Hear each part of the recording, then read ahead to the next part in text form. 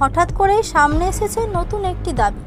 প্রয়াত অভিনেতা রাহুল অরুণোদয় ব্যানার্জি নাকি আগে থেকে হৃদরোগে আক্রান্ত ছিলেন। এই খবর ছড়িয়ে পড়তেই সোশ্যাল মিডিয়ায় শুরু হয়েছে তুমুল আলোচনা। অনেকেই বলেছেন, যদি সত্যি এমন কোনো শারীরিক সমস্যা থেকে থাকে তাহলে বিষয়টা আগে কেন সামনে আসেনি। ভাইরাল পোস্টগুলোতে দাবি করা হচ্ছে রাহুল কিছুদিন ধরেই শারীরিকভাবে দুর্বল ছিলেন এবং হৃদযন্ত্র সংক্রান্ত সমস্যায় ভুগছিলেন। তবে এই তথ্যের কোনো নিশ্চিত প্রমাণ এখনও সামনে আসেনি। কোনো নির্ভরযোগ্য মেডিকেল রিপোর্ট বা অফিসিয়াল বিবৃতি ছাড়া এমন দাবি কতটা সত্যি সেটা নিয়ে এখন প্রশ্ন উঠছে। এদিকে তার অকাল প্রয়াণে শোকাহত পুরো ইন্ডাস্ট্রি। সহকর্মী থেকে ভক্ত সবাই এখনও এই ঘটনায় স্তব্ধ।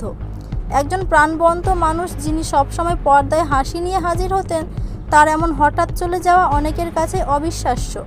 বিশেষজ্ঞরা বলেছেন, এমন সংবেদনশীল পরিস্থিতিতে যাচাই না করা তথ্য বিশ্বাস করা উচিত নয়। কারণ অনেক সময় সোশ্যাল মিডিয়ায় ভুল তথ্য দ্রুত ছড়িয়ে পড়ে, যা মানুষের মধ্যে বিভ্রান্তি তৈরি করে। রাহুলের মৃত্যু নিয়ে আপনাদের কি মনে হয়? সত্যি কি আগের থেকে এমন কোনো শারীরিক সমস্যা ছিল? আপনার মতামত অবশ্যই কমেন্টে জানাতে ভুলবেন না। ধন্যবাদ।